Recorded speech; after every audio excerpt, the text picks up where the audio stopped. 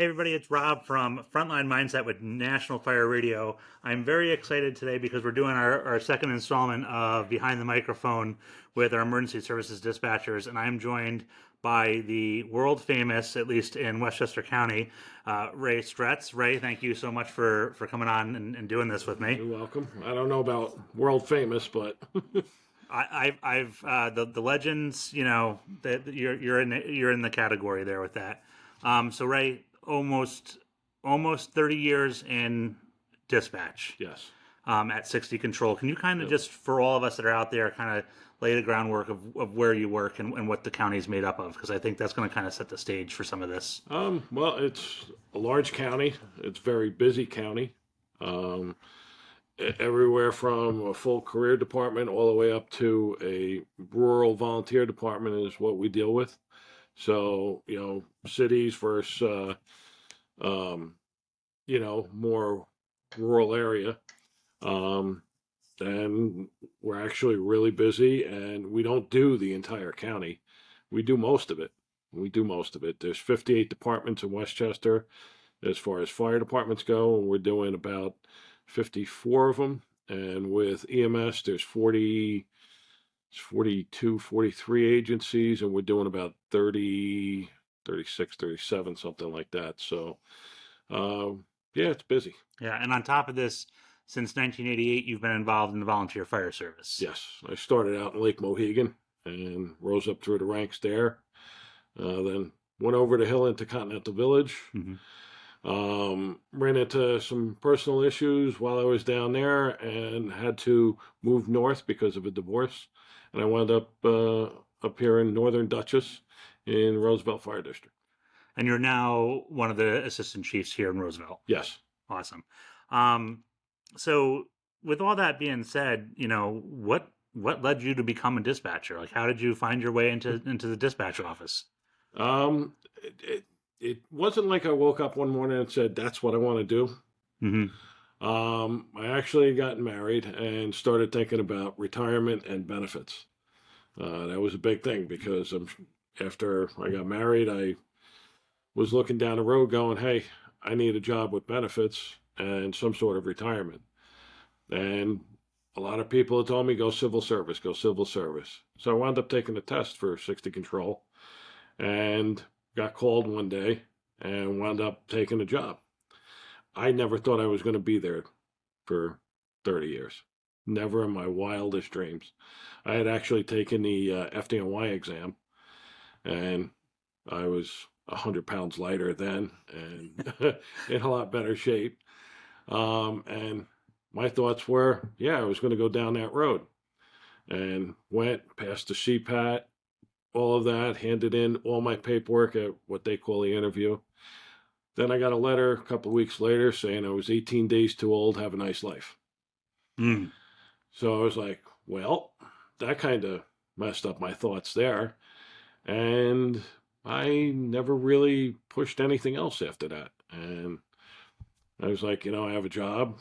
I have medical benefits, I'm covering my family and everything like that. So I'm in good shape. And I just never, I looked at different things and I explored different options, but nothing panned out. And that's where I wound up being for now almost 30 years. Yeah. How did your experience as a firefighter influence your approach with dispatching? Well, a lot of people don't see what goes on behind the microphone. They think everybody's sitting there with their feet up on the desk. Yeah. Basically, we're the only ones you have to deal with. That's not the case. When you actually see us work, a lot of times guys come in, they visit the room, and the busyness stops. It's like, can't show them what really happens, yeah. right? But there was one group that came through at one point, the Cortland paramedics. When they came through, when they were being trained, part of their thing was they had to come and sit with us for a while. And some of the guys, one of the career guys in Point was Tommy McPherson. He was career with City of Peekskill and was also doing the medic program. He had he had no idea of what went on behind the scenes, but now because he was in this medic program, got to sit with us. And he knew most of us, and he couldn't believe it. He was like, you guys are sitting here and nothing's going on, and all of a sudden the entire room erupts and everybody's jumping in, doing everything. And he goes, I never realized that's what happens. He goes, I just figured one person, one call, and that's all you were dedicated to, not dealing with 2 or 3 calls at a time or 4 calls at a time, or when a storm hits, forget about it. You wind up having so many other things going on, like, 14, 15 calls for an agency, and it just stacked up, and we try and deal with that, and have people sit in the firehouses because you only have so many pieces of apparatus in the firehouse to go check out stuff. We give them a list of everything, and then they go and check it out. So it does get busy, and people don't understand that. Well, I think the other thing too, right, is it gets busy, but you have to know who to call when I ask for something on the other end of the radio. Yes. And that requires coordination with multiple agencies. We think maybe it's just like, hey, I need, Con Edison or Central Hudson or the power company, Right. or, send me this next, an engine or whatever else. But like, there's a lot more to it than that, especially on some of the larger incidents at scale. Yeah. Especially when you start getting into, Con Ed, Central Hudson, those notifications, your typical dispatch center has special numbers that they call to get right into their dispatch center, which makes life easy. But when you start getting into things like fluid spills, Mm-hmm. there's a little more involved in that. You ask for a spill number. Well, there's a bunch more questions that go along with just asking for a spill number. Like who the spiller is, what spilled, how much, did it get into a storm drain or any waterways or anything like that, because those are the questions we're going to be asked by DEC. And a lot of people don't know, just get us a spill number. Right. Okay, well, landline, we have a few more questions for you. Yeah. And I even think too, like us locally sometimes, right? Like, hey, give me the building department, and you're getting that voicemail. So it's like, now what? But like, Right. on the other end of the radio, they're still expecting something to be said. So it's like, okay, how do I get a hold of this? And that comes with a little bit of experience and having numbers and knowing, but just knowing who to call. Right. Well, and updating the information. And is there somebody at your center, your dispatch center, updating that information? Now, a lot of times it's up to the chief to update it, so that we have the proper contact information, so that when in Dutchess County, Dutchess 911 calls, and they're reaching out to the right person, Mm-hmm. or in Westchester with all the different towns, you have a different building inspector or fire marshal or something like that to deal with, to make sure those are up to date. Yeah, and I always tell people too, it's like New York, we're Westchester County, New York. It's local government, and kind of the state way of going down to that lowest common denominator. So you have your county, your town, your villages, your cities, Oh yeah. and there's multiple of them, just probably as many of them as there is departments, if not more. Yeah. So, what's a typical shift at 60 Control like? What does that look like for you? Well, day or night, so they do differ. The day shift, you get in there, we work 7 to 7. Okay. So 7A to 7P or 7P to 7A. And what winds up happening is you get in, you get settled. During the day tours, you've got a lot of administrative stuff. So there's constant maintenance going on the radio systems, people going in and out of radio towers. And we have to log that, make sure that everything's legit. We have a computer that sits there that monitors all the towers. So when somebody goes in one of the buildings at the tower site, we get an alarm. So that's part of what the supervisor does, is logs that in and out. Supervisor also looks at everything that's going on, try and, balance the room and make sure everybody's pulling their weight. And also, when you get the bigger incidents, that everything's getting covered. from a coordinator to the electric company, the water company, or whatever they need to make sure that's all getting done and getting done in a proper time frame. And what about the night shift? I mean, I assume nights are a little bit, less. I don't want to say less supervision, but you don't have all the big wigs around, so to speak, Correct. right? Correct. So like the chief and the captain go home at 4 o'clock, 5 o'clock, depending on whether or not they have meetings, and then it drops off, and it's like anything else. People go to sleep, and things tend to get quiet. Tend to get quiet. Right. Knock on wood. Right. And we never say that quiet word while we're working. Yeah. Now we're probably going to get hit with a bunch of calls here as we're trying to do the podcast. We're at Roosevelt Station 3 doing this. So, so as someone who serves as a chief and a dispatcher, do you think that chiefs and officers truly understand what dispatchers go through? No. From being on both sides of the radio, I understand what the guy's going through when I'm talking to him. And a lot of people, and again, sometimes it's to record certain information. So on the dispatcher side, they're like, why is he telling me all of this? Well, then I stand up and say, he's saying that because he wants it recorded. He wants a time and date stamped. Right. So that if anything ever happens, now they can go back, pull the tapes, which they're going to if anything ever happens. They'll pull the tapes, listen to this. Okay, yeah, he said this. And it's on there. On the other side, it's like, well, there's a lot shorter way you can say these things, Right. We don't need the Gone with the Wind dissertation. Correct. And, there is one guy, which I believe you know him, Andy LaRocco. He's definitely long-winded on the radio, and I joke with him all the time. Yeah. You don't need to tell me how you're going and how you're getting there and everything like that. Short, sweet, and to the point. And we joke back and forth all the time, but he's long-winded. Yeah. When he gets on the radio. What do you wish that more firefighters understood about the dispatcher's role in an emergency? Understand that they're doing more than just dealing with your incident.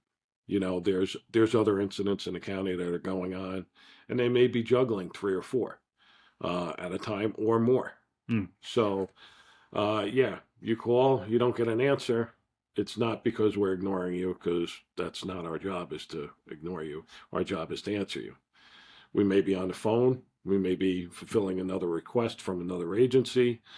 There's a lot that goes on. And if you ever get a chance to visit the center, you'll see that, and hopefully it'll be busy enough to get at least a glimpse of understanding from it.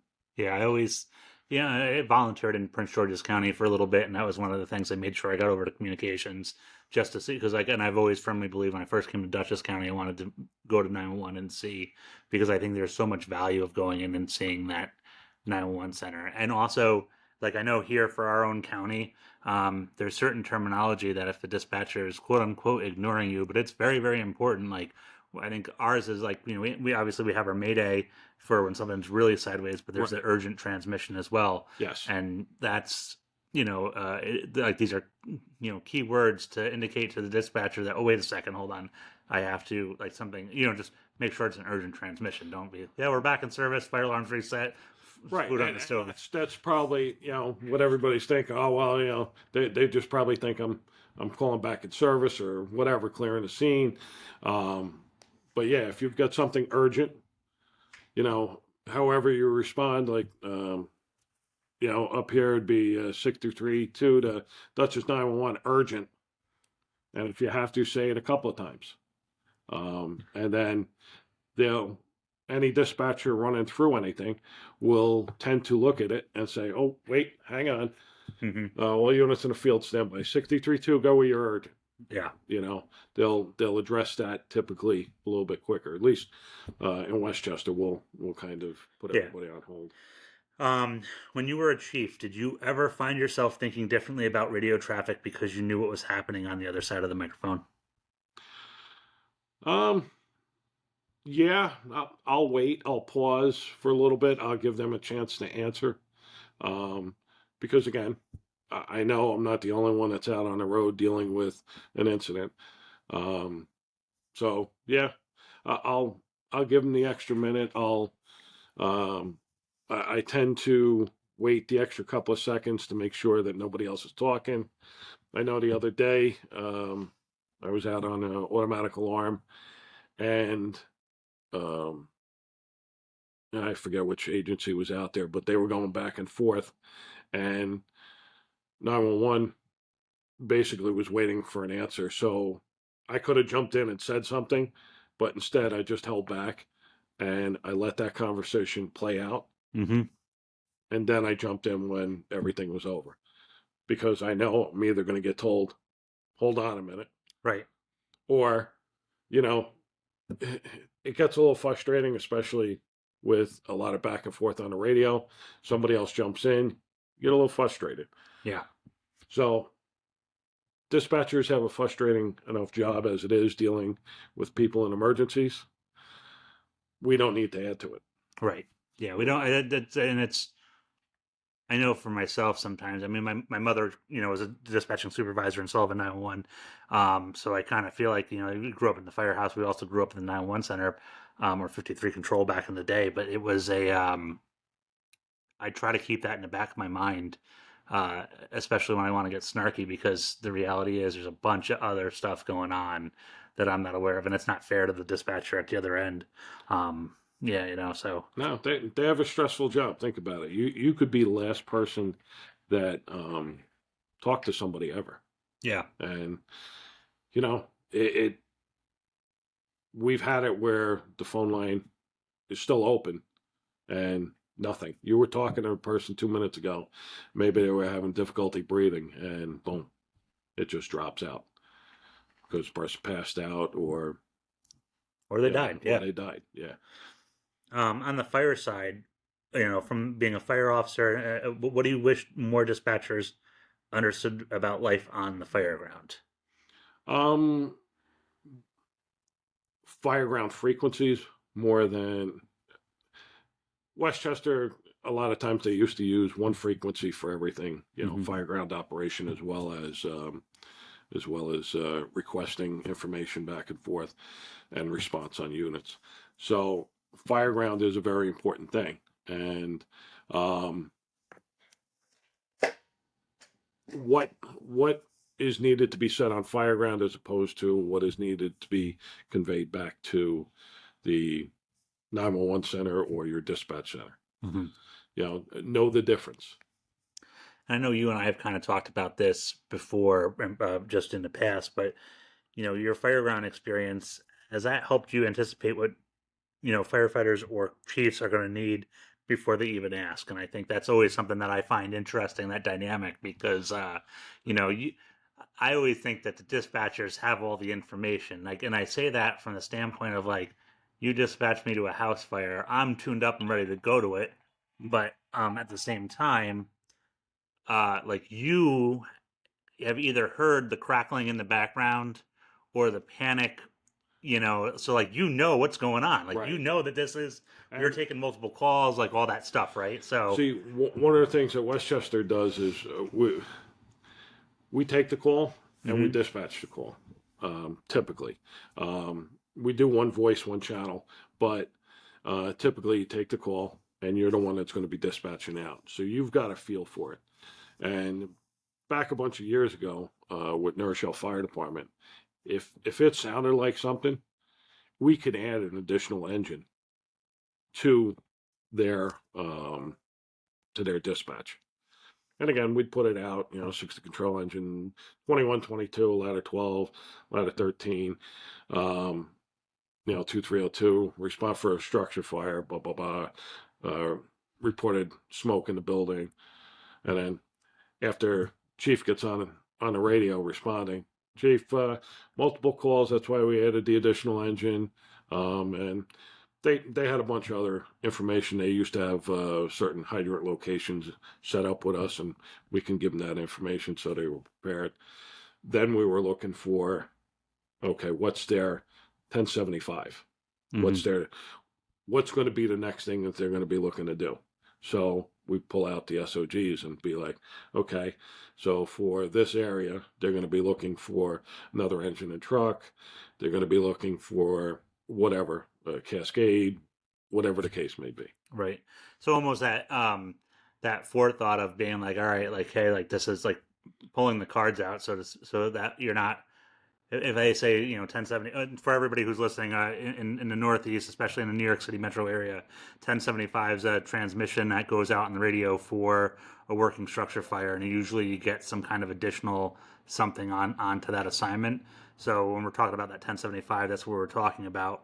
So that you're pulling that alarm card up for that 1075, you've already pulled the second alarm, so that way when they go for it, it's already queued up in the system because we're already waiting for it to Right. happen. Yeah, you're like hovering over the button to hit the tones pretty out. much. Yeah. Are there other things that you can think about just as far as that experience where it's crossed over and you Well, I will tell you from the outside in, one of my first experiences on location of a working fire as the officer in charge. I was all excited and hyped up. I had smoke pushing out, and I got on the radio and I started screaming like a fool.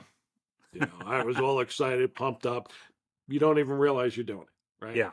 You're going 100 miles an hour, and went through the whole scene. Everything went good. Fire went out.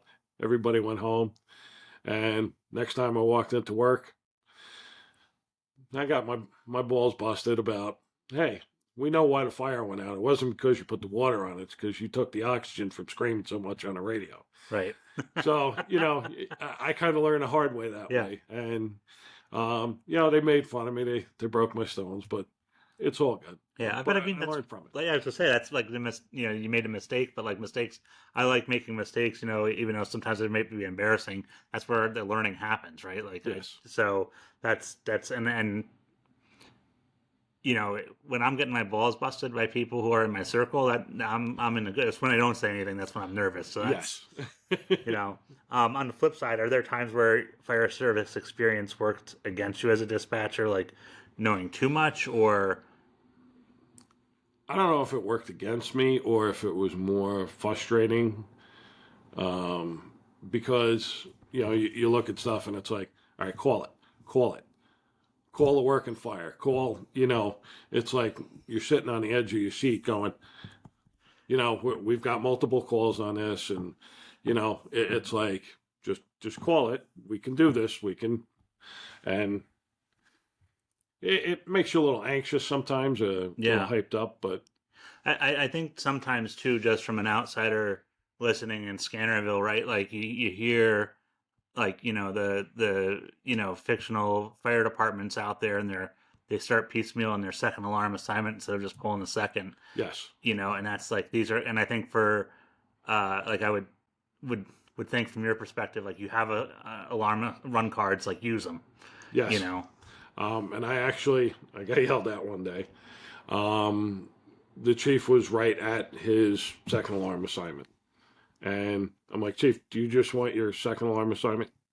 And he came back, just send me what I asked for. And it was like, okay, then. Mm-hmm. And it was like, right there. If he just says second alarm, we can do everything. And it's a simple, short, and sweet thing. But he wanted it piecemealed. So, and I just thought about this too, right? Like you're a firefighter, true to your core, and you're dispatching a fire, so like what it takes for you to pull a line. For as a pump operator to get water in the line, as a truck operator to set the ladder up. So you have that cadence of the fire ground. The one thing that you have that we don't is the clock is in front of you. Yes. So that we've marked up at 13:54 on scene, and it's now 13:59, and you haven't heard anything back other than all the calls that you've gotten a size up, and like you just time's ticking. So that's got to be frustrating as well to have that kind of, I don't want to say work against you or work for you, because. Well, you kind of get worried because, at least with me, I know a lot of the people on the other side of the radio. So it's like, you can't help but worry about them. You know, whether it's up here or down there.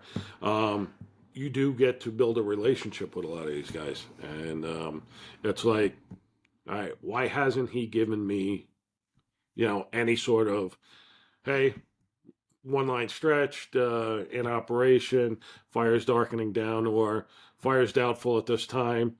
So at least we've got something going on, so Yeah. we know what's going on there. I don't want to jump forward to my questions, but I'm going to do it anyway because I don't even know if this is out there. What are the communications that you like to hear as a dispatcher, as far as like, hey, we've got a line in operation, we're getting water on that. Like, is that stuff just because? I mean, because like you said, you have that relationship with you've sent these people out into harm's way. Yep. You didn't start the incident, but you definitely pressed the button to get them going towards it. So, like, are there things that you like to hear communication-wise, especially on working fire incidents? Well, definitely, communicate back what's going on. Again, we're sitting there waiting for the next step, the next click of, hey, all right, it's probably not going to hold with what he's got on the scene. Okay, so now we're planning for the next step. All right, we're now into the third alarm. Okay, what's on the third alarm? So we start looking at that, start preparing on what's going to happen next. Right.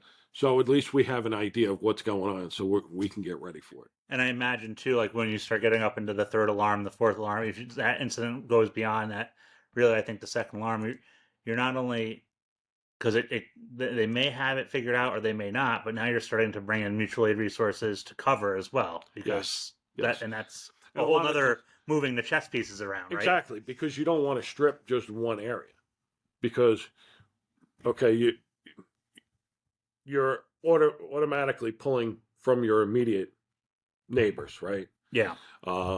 So you've got them going on, and the next round maybe you're pulling the next layer of neighbors in. Mm-hmm. Now we got to start thinking about that gap. Right. Okay, so that's also in the back of our mind, is how are we going to work on who's going to stay in what area, so we don't, okay, Department A, we're not going to touch them, we're going to go to Department B. Is that going to make some people mad? Sometimes it does, and Right. later on we get a phone call, oh, what'd you leave us for and not bring us into it? Well, we needed somebody to fill that area, to maintain that area. And I also think too, like, right, like you may have somebody who's closer, but it's all about like, you know, backfilling the coverage of that area so that one that you skipped over can still get there in a decent amount of time as something else kicks off. Yes. I think back to many, many years ago. I was a young fireman in Poughkeepsie, and we had back-to-back fires on Parker Avenue, and just how the county orchestrated movement into the city of Poughkeepsie. And there was equipment there. There was equipment covering. Like, we moved units from Rhinebeck down to Fair, and it was just it was a whole supply chain, if you will, of fire trucks and equipment just moving down into these areas. It looked like a little bit of a hopscotch of a map, but it was necessary because it's providing the best coverage that we can with the resources we have. Yes, absolutely. Do you ever have the struggle to not armchair quarterback a call when you're dispatching for a department you used to run with? Yeah.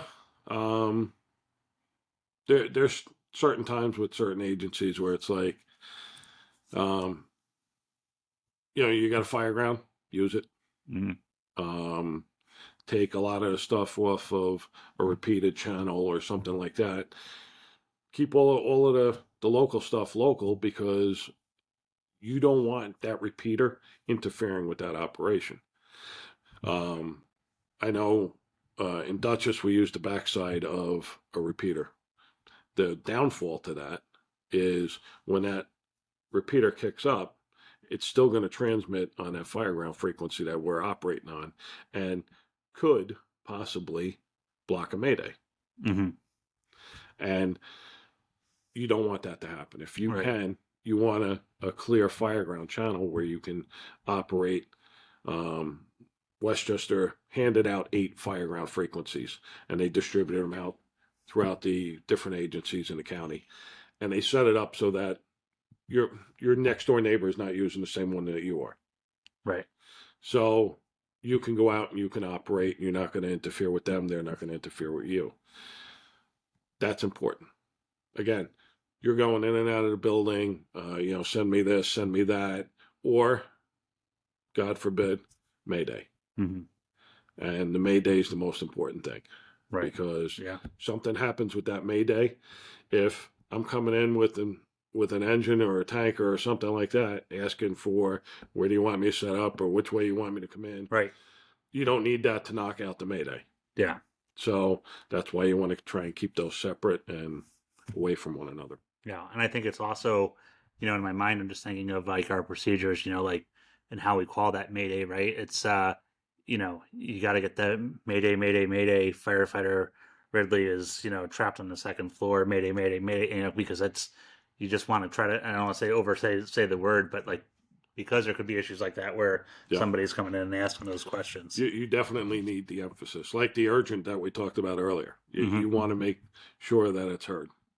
So, like going into the dispatch mindset, emergency dispatchers are truly the first responders. You get that phone call, you're with that, especially have you described it in Westchester, your one voice, one call kind of thing, right? So, but I feel, and I know this happens, you often get overlooked. How do you personally stay mentally strong through those tough calls? So let's back this up a little bit. Okay. The whole statement about first responders. We're still considered in the secretarial pool. No. Yep. The state put something out about dispatchers and they're considered first responders, but from my understanding of it, they that was what they call a feel good resolution. That there's no real teeth to what they put into that resolution. So we're not considered like firemen, police officers, or anything like that. Right. So we're still in a secretarial pool. So we don't have that option of getting the 25-year retirement or anything like that. So that, yes, it's a statement, and yes, we truly are the first responders, because with emergency medical dispatch, we're giving out instructions. We're talking to the people if they're trapped in a house. Hey, close your door, try and put something against the bottom of the door, keep the smoke in, all of that.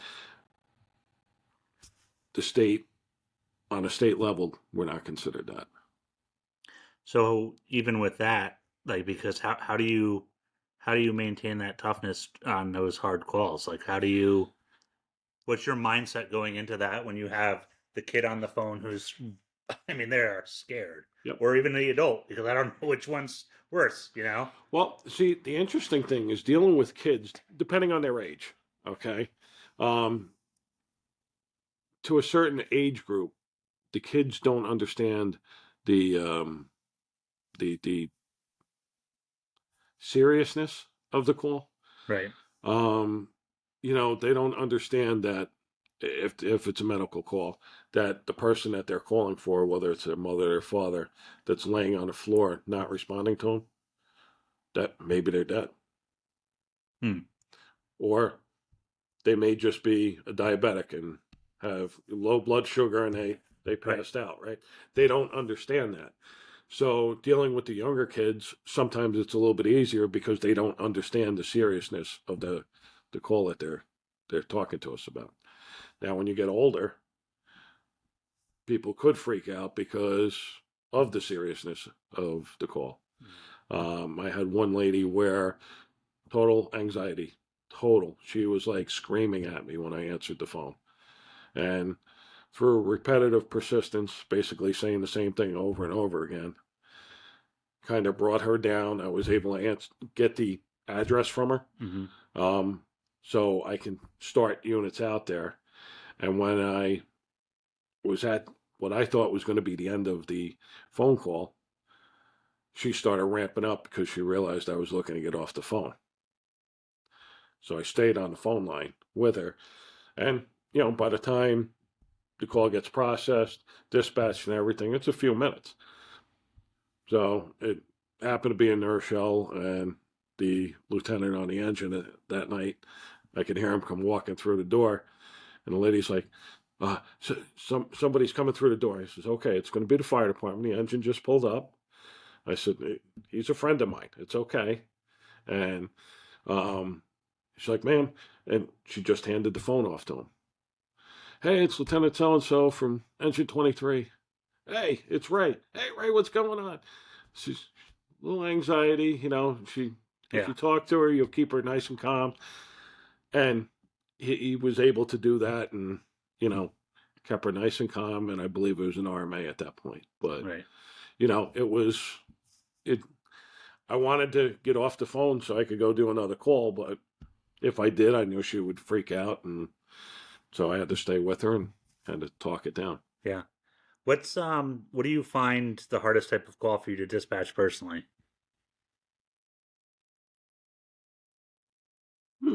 Kids. Yeah. Okay. That's tough for everybody. I think Yeah. nobody's. Especially having two kids of my own. Yeah. That usually hits home. I know one of our guys, he had taken a call and it wasn't going well, and he had a kid around the same age. Yeah. And he got up. He's like, "I need to go. I need to go home, or no? I gotta go clear my head." It's okay. Take your time. And I grabbed him when he came back in. I'm like, "Listen, we've got EAP. We can, do all that stuff." He goes, "Nope." Had to call, make sure my kid was all right, and do my thing. And it's okay. Well, if it bothers Yeah. you more, we have other avenues. So, How do you take something that's like a tough call and reset for the next one? Is it a mindset that like you're just like there's a job to do? Do you have like a back pocket skill that you pull out and you're just like, all right, we'll at the end of the shift we'll at 7 we'll figure this out. But typically we'll talk about it in the room.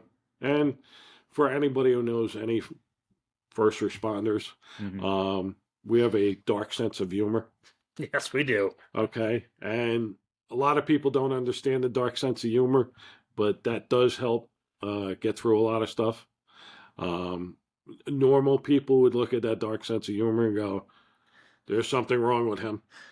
Maybe he needs one of those jackets where he hugs himself for a few days and he'll be fine. But, but that's how we deal with the kids and you may know somebody. I had one phone call, a good friend. 911, what's the address of your emergency? And Ray, it's Gina. Right away, all the hair on your back stood straight up. And Right. It's like, holy shit. And what did I say that she recognized my voice right away? Right. So, and she was calling about her father-in-law. So it was like, kind of changes things when you know people, And there's a possibility that this is going to happen on the odds of just because I think about like how many people that oh yeah, I had to call the ambulance the other day. So like, the possibility of me having to treat somebody I know might be this slim, but when you're the one taking the call, like you're in the barrel on that one. And that's actually had happened multiple times. And one time, person didn't even recognize my voice. But again, they were having a bad day. So, I called them later on. Hey, everything all right? She's like, how'd you know about it? I says, because you talked to me. And they were like, what? Yeah, you talked to me. I was the one who answered the phone. And they were like, I didn't even recognize your voice. I'm sorry. Don't be sorry. Yeah. So it does happen. Do you ever have like a feeling of powerlessness, like sitting behind the console when you know that crews are out in dangerous situations, and how do you manage that if you do feel it? I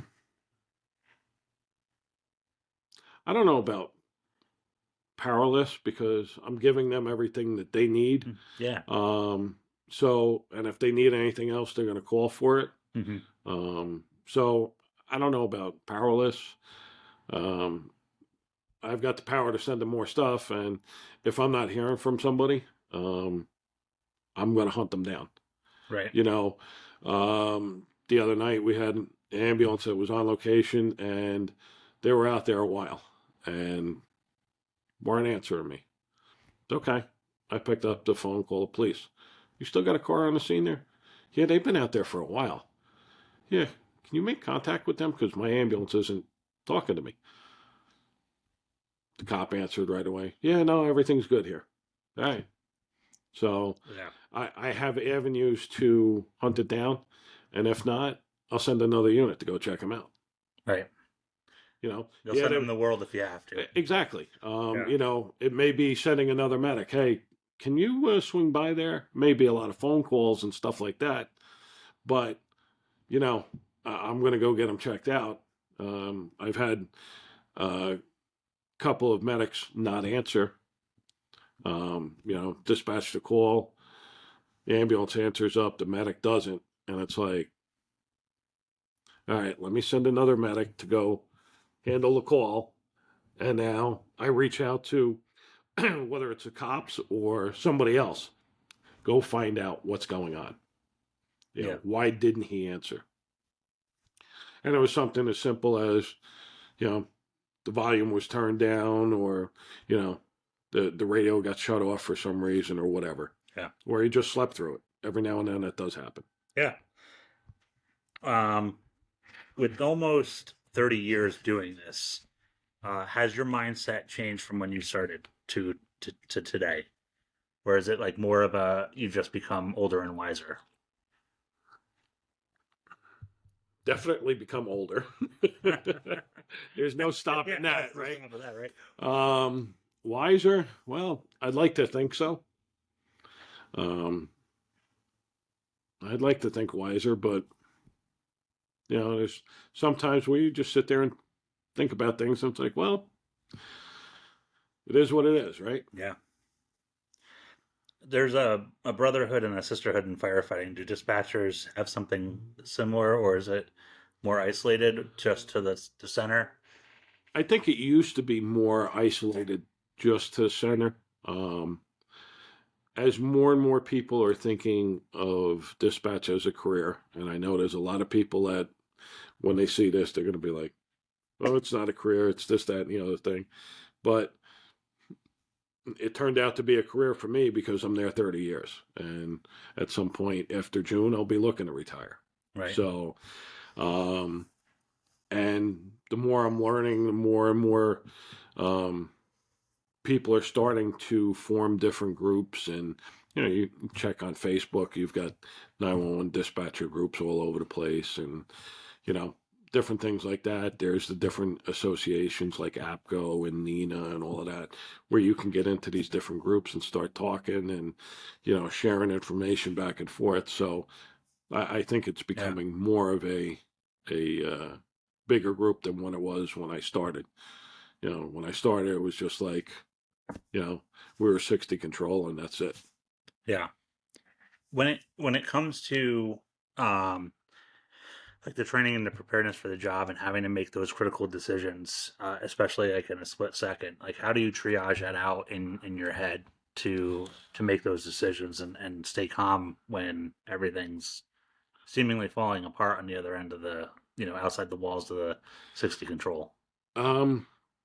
One of the things I've noticed is if you talk calmly to somebody, again, it may not happen right away, and it may take a few times of repeating yourself to them. But, and at one point you may have to come up a little bit in order to bring everybody down. But for the most part, if you remain calm, it helps to keep everybody else calm. You know, a lot of people look at us, well, you're a nice, you know, weather climate controlled room, you know, you're not out there dealing with, well, we're dealing with people's last words, their last breaths and stuff like that. So yeah, we take a lot of crap for it, but it is what it is. I mean, I would pounce on somebody who was like, well, yeah, you're in the climate like, no shit, you want me to make good decisions, right? Like, what do you want me to be sweating and I get a sauna? I'll be exhausted. Like, you know, I've been shivering for 12 hours. Like, what yeah. Do you think there's something differently that fire departments could do better when it comes to training officers to communicate effectively with dispatch? Probably the best thing that they could do is if they can go spend time in the center. Get to know the people on the other side of the microphone. Like I said, when Tommy McPherson back when he was on a job in Peekskill. Mm-hmm. When they did the medic program, he came in and he spent some time with us, and he was just like, I didn't realize what went on. It opened his eyes, you know, and I think that would be a good place to start. I know a lot of bosses out there that don't want the traffic through the 911 center, but I think it would help long run to build better um, uh, relationships, to build Yeah. better understanding of what's going on. My mother used to say, and I'm going to butcher the line, so I'll paraphrase it the best I can. But like, 53 Control, the Sullivan County 911 Center was the heart center, or the combat information center, the brains of the county, and it had the responsibility of every resident, visitor, person doing business, anybody passing through. Like that 911 center took responsibility of, because when they picked the phone and dialed 911, so it's like you with that kind of theory in mind, like yeah, you want people to come in and see. I would think, because it is that vital. Like Yeah, and just understanding like highways. Highways are a big one. mm-hmm. You think about it. You get on a highway, you start driving. Do you know where you are every minute that you're driving down the road? Right. Yeah, you know you're on, say, the Taconic State Parkway. What mile marker you at? Right. What exit did you just pass? Or are you sitting there bebopping along on singing to the radio, Listening to an awesome podcast. Well, yeah, there are a few awesome podcasts out there.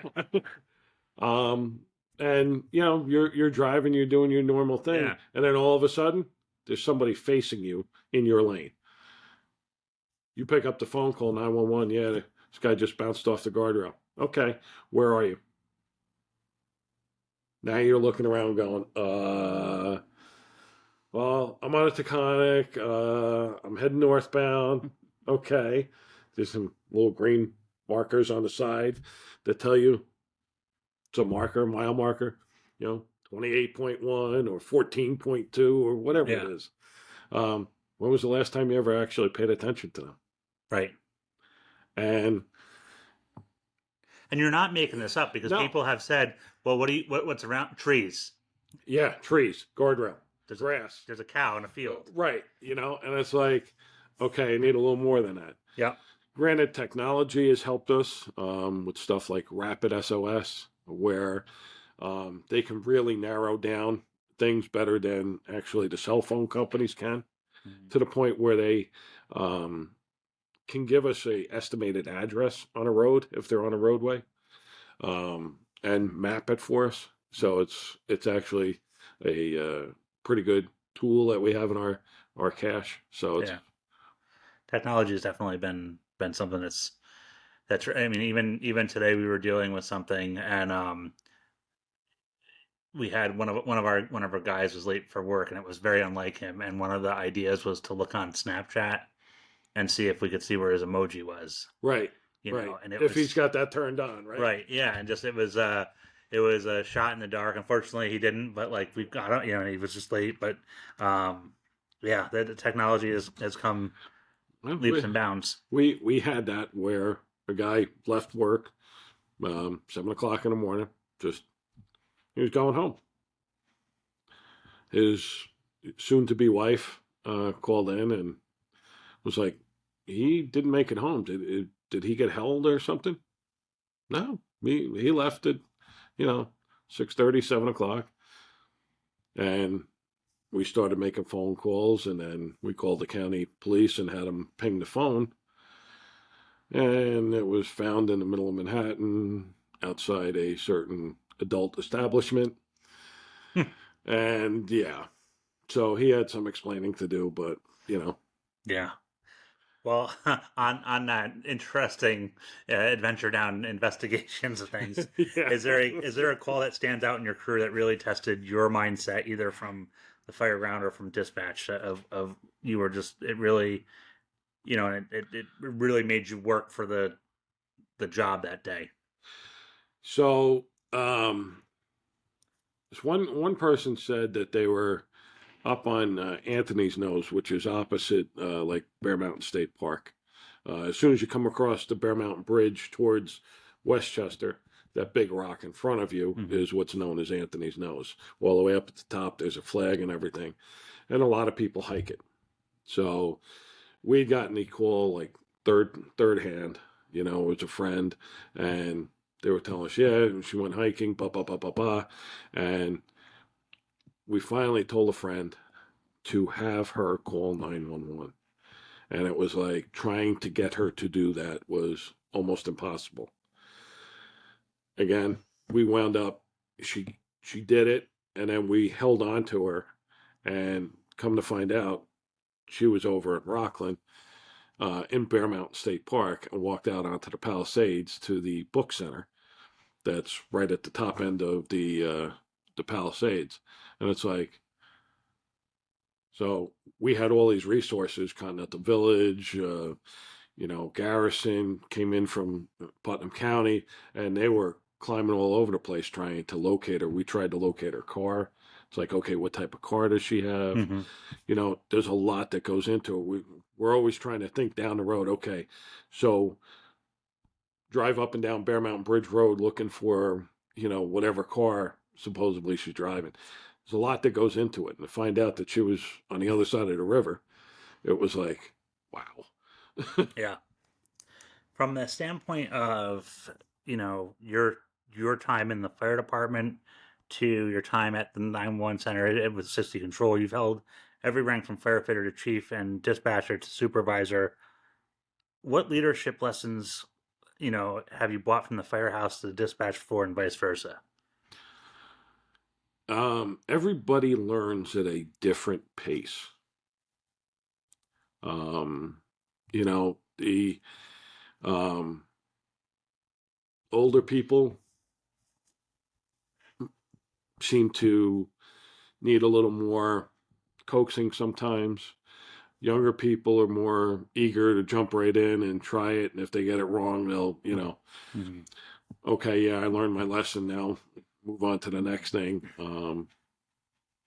That's probably been the biggest thing, and I think we've talked about this a couple of times, offline, about the generational differences, about how people view different work ethics and stuff like that. So I think we're seeing a lot of difference there on the younger people now. Yeah. I was brought up where you get out and you work your tail off to get whatever you want. Nothing's getting handed to you. And I think some of the younger people now expect everything just handed to them. Right. Do you think it's expected to be handed, or do you think that, because I've heard from some of the younger guys like this whole idea of the work-life balance, and I know we've talked about before, like, the overtime. Like, I never turned down overtime because, like, it was drilled into my head not to. We're seeing people do that now. Do you think is it truly a, like, we expect things to be handed, or they have this expectation that, like, I'm going to work my shifts, but I'm gonna, that's it. Like, you may get me for one or two more, but I'm not gonna. I think it's a little of both, actually. It's I've got this job, but I have a life outside of work. And I want to do both. I want to be able to go out and enjoy my money that I made for working the 40 hours this week. So I want to go out and I want to enjoy it. I want to go ATVing. I want to go whatever, rock climbing or hiking or whatever it might be, wine tasting or what have you. Yeah. Have you found a way to bridge that gap to, like, or is it's always something that keeps you on your toes? It's something that keeps you on your toes, definitely. Yeah.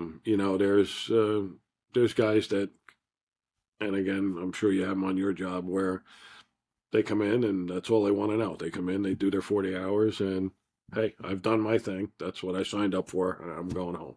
Yeah. And I know one of the big things that hits people is when they get forced. Yeah. And it happens. When I first started my job, I didn't plan anything after work because quite a bit we were getting forced. Yeah. what is there something other than stubbornness that has kept you in the profession so long?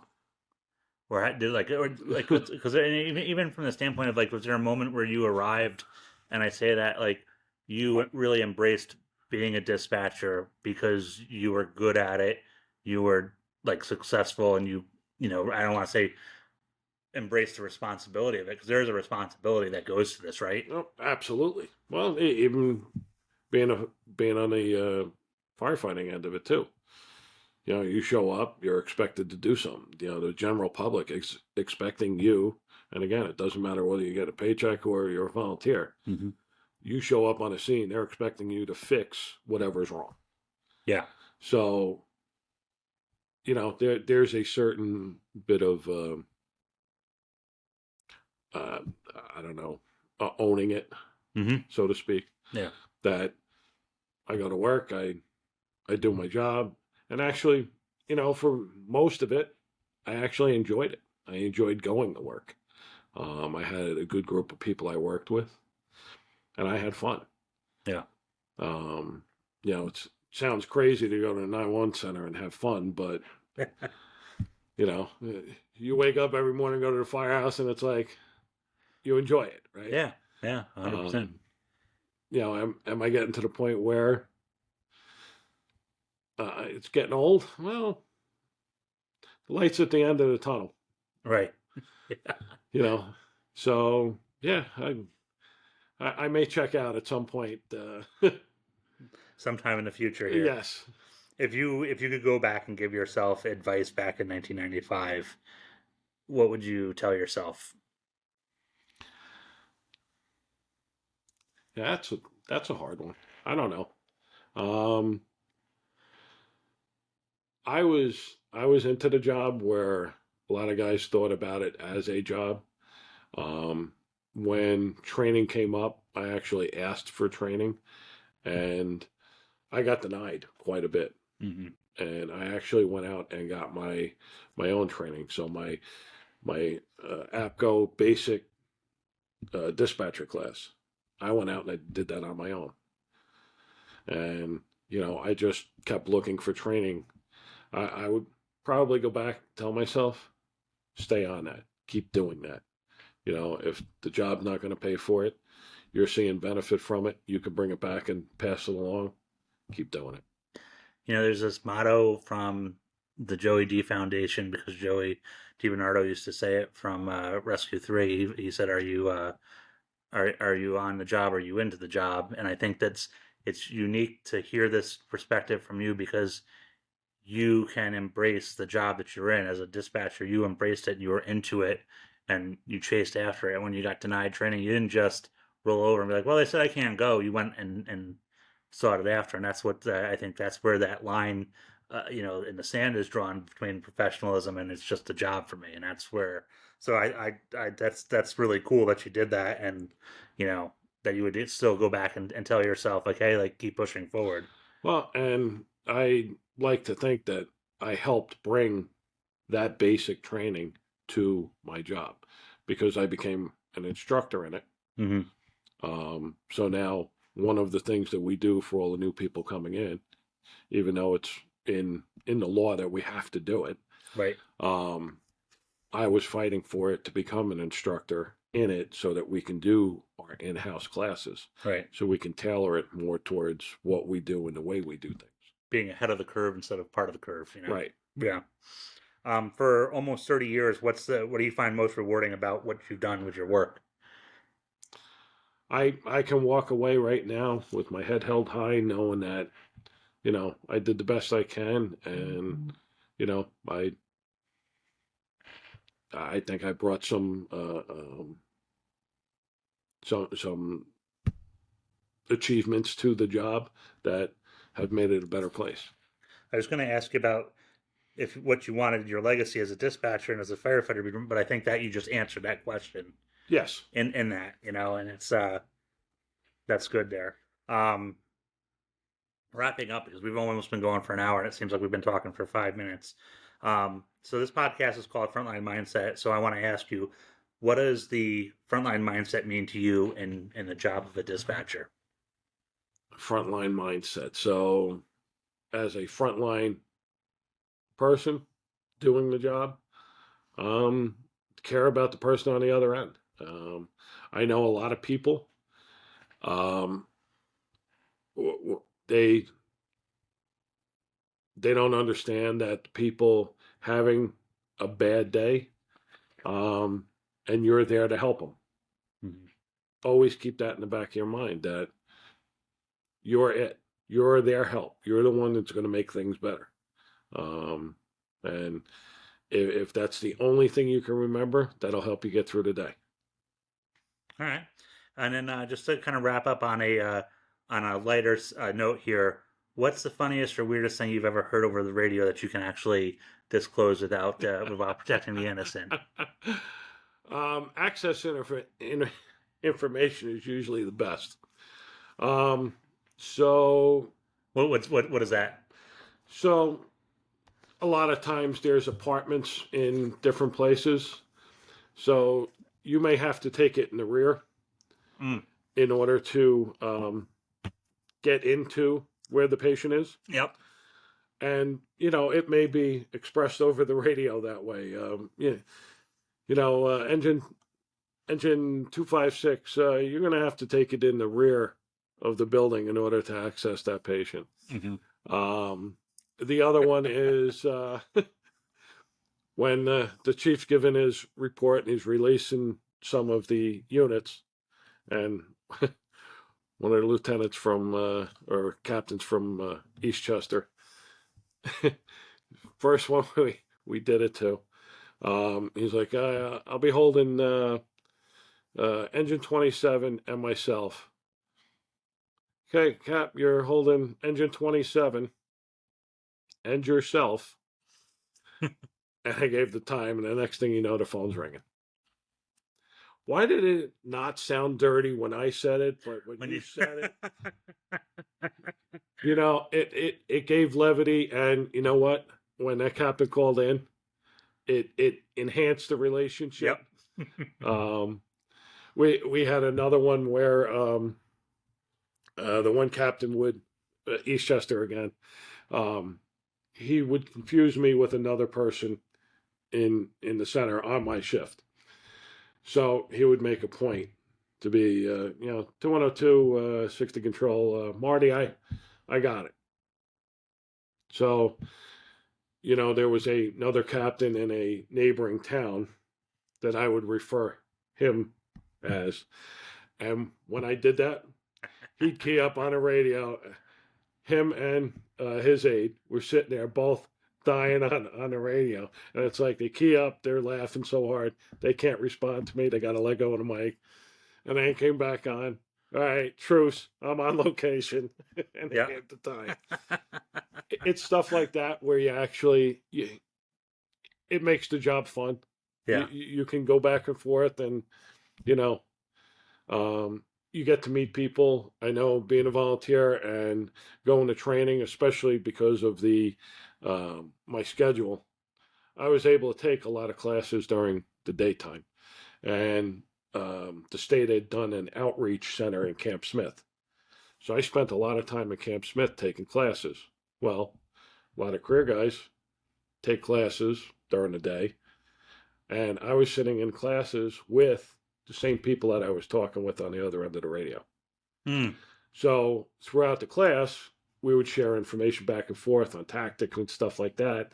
And then they'd realize, wait a minute, your voice sounds familiar. Mm. Yep. And it's like, well, yeah, we might have talked a few times. And you go back and forth, and it's like, next thing you know, you're working one night, they call up, hey, Ray, how's it going? Blah, blah, blah. Or they come to the training center because we're based out of the training center. They know I'm working. They'll come down, knock on the door, come in, hang out for a few minutes, say hi and stuff like that. And kind of build that relationship up. And that's really what's made it good over the years, being able to do stuff like that. Yeah, that's awesome. Well, Ray, I can't thank you enough for agreeing to come on the podcast and talk about this. I think this has been a fantastic conversation about the other side of the radio. For people out there who are listening, like how can people reach out to you if they have questions or anything like that? Is it social media? Are you on Instagram or something like that? Or I'm on Facebook, okay. so you can reach out to me that way. Give me a message or whatever, and I got no problem. I'll answer you back. And if you're thinking about going to visit the center, call one of the bosses, set it up, and go. And everybody likes, maybe some Krispy Kreme or something like that when you show up to the dispatch center. Yeah, No one's going to refuse that. always bring gifts. Don't be Yeah, stupid. yeah. Rob showed up today. Yes. And he did the right thing. All right, everybody. This is Rob, Frontline Mindset with National Fire Radio. Behind the microphone with Ray Stretz. We will see you guys out there. Be safe, and we will catch you on the next one.